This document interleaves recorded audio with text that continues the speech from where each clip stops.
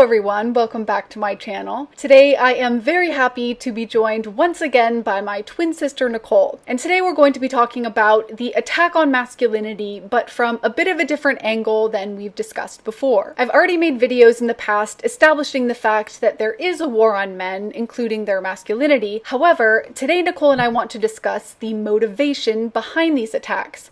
Why exactly is masculinity being attacked? Another question we want to explore is, why is masculinity deemed as something inherently toxic, as a vice when it's in men, but then it's celebrated as something empowering, as a virtue when it's in women? For example, men are constantly encouraged to explore their feminine side by being in tune with their emotions, by openly crying or wearing girly clothing, makeup, or carrying handbags, even by altering the pitch of their voice to sound gentler and more womanly. They're told that beta males are superior to alpha males, and that women find men who are sensitive and compliant more attractive, more desirable life partners. They're told that masculine men are dangerous, that masculine men are something from which society needs to be protected. Men are told that they need to step aside, keep their heads down, and let the more capable, more moralistic feminine gender lead. Women, on the other hand, are told that the absolute best example of a strong and empowered woman is one who possesses traditionally male traits: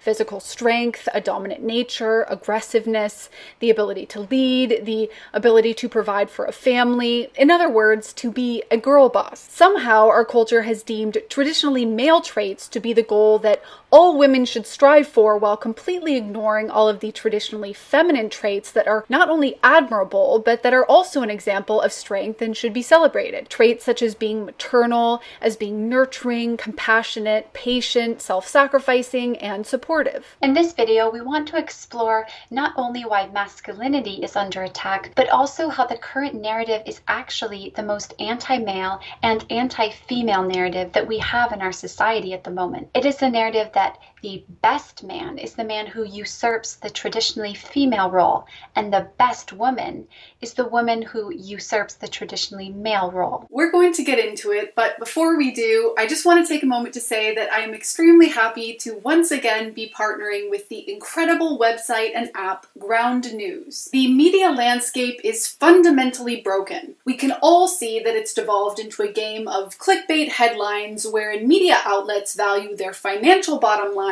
as well as their own personal political agendas over reporting the facts. Many of us are sick and tired of the constant misrepresentation and sensationalism.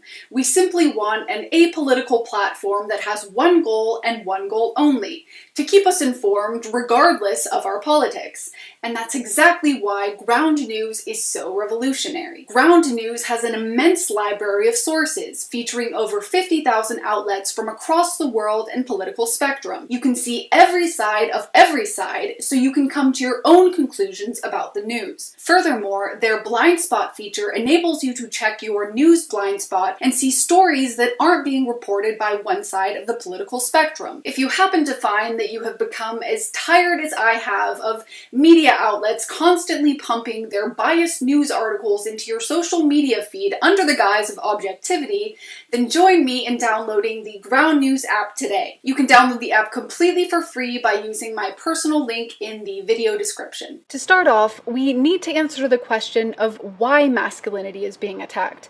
Of course, femininity is being attacked as well. However, the attack is less blatant and a bit more subversive. For example, you don't normally hear the media or Hollywood say that femininity is bad. Instead, they say that being physically strong, dominant, and a leader are traits that make for the ideal woman. As for masculinity, it's under constant siege openly all of the time. The problem is that taking on female traits isn't as alluring to men as taking on male traits is to women, at least in general. It's something that a lot of men have to be propagandized into doing over a long period of time. Anyhow, in my opinion, the primary reason that masculinity is being attacked is because effeminate men are easier to control than masculine men. Masculine men having traits like stoicism, competitiveness, dominance, and aggressiveness aren't going to as easily submit themselves, their countries, and their freedoms to the government. This is also why the nuclear family is being attacked and broken down, using the promotion of ideals such as feminism, birth control, and abortion, because atomized individuals without the strength of a family to rely on tend to rely more on the government. Strong, masculine men are also far more capable of defending their countries, their communities, and their families. Even countries like China recognize this. They understand that a decline in masculinity in men will lead to a decline in their nation. Recently, the Chinese Education Ministry issued a notice called The Proposal to Prevent the Feminization of Male Adolescence, and they called on schools to fully reform their offerings on physical education and strengthen their recruitment of teachers. The text advised recruiting retired athletes and people from sporting backgrounds and vigorously developing particular sports like football with a view to cultivating students' masculinity. Last May, a delegate of China's top advisory body said that many of China's young males had become weak, timid, and self-abasing. There was a trend among young Chinese males toward feminization, he claimed, which would inevitably endanger the survival and development of the Chinese nation, unless it was effectively managed. I use China as an example here, not to uphold the Chinese regime as an exemplary government. I mention China solely because they haven't forgotten the priceless value of masculine men, which is something that not only the United States, but much of the Western world in general has forgotten. Well, I actually wouldn't say that we have forgotten the value of masculinity.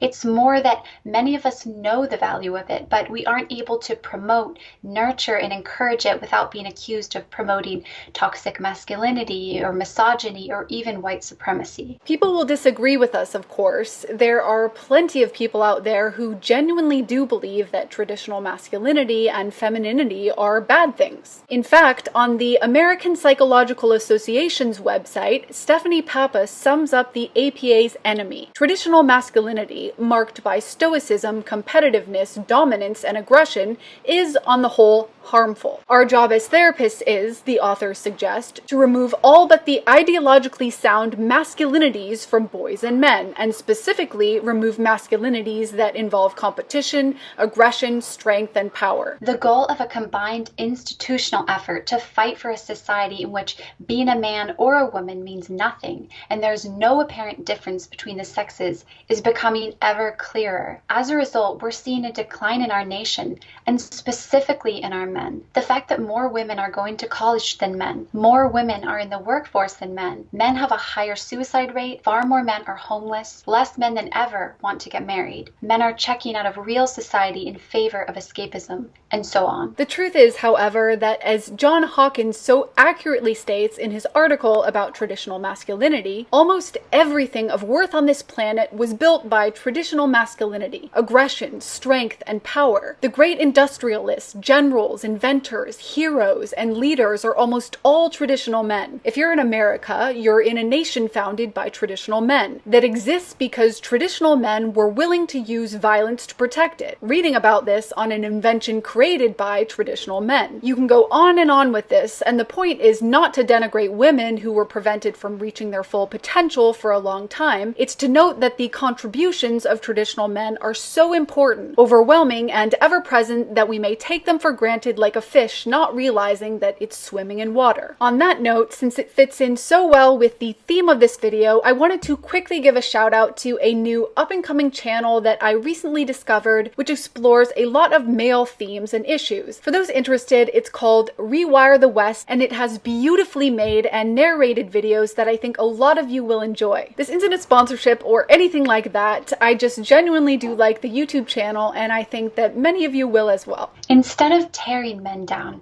we should be appreciating the vital and irreplaceable role that they have played in shaping society. Mothers should encourage masculinity in their sons by not smothering them with overprotectiveness, by letting them be bold and daring and adventurous, by teaching them about honor, loyalty, and respect. Women should appreciate and admire masculine traits in their brothers, male friends, and husbands. His ambition, his desire to work and achieve, to take on the challenges of the world. They should appreciate his desire to protect, defend, and provide. They should admire and support support his dreams, his noble ambitions, his desire to repair and build. All of these things are worthy of admiration. When men are permitted to reach their full potential, they become great leaders, brave soldiers, and loving husbands and fathers. Open any history book and you will find countless examples of men who changed the world. Rather than telling men to deny their own natures, as a society, we should be encouraging them to embrace the powerful force that is masculinity. Thank you so much for watching, everyone. Before we go, we just wanted to let you know that if you would like to support our work, there are separate links for each of us in the description of this video. Also, if you haven't already, please pick up a copy of my latest book, Patriots Not Welcome, which is a memoir about all of my political experiences since 2016. You can get a signed copy on the homepage of my website if you scroll all the way down to the bottom of the page, or you can get a regular paperback or Kindle copy on Amazon or Barnes & Noble. Thank you so much again for watching. We really hope you enjoyed, and we will see you all soon.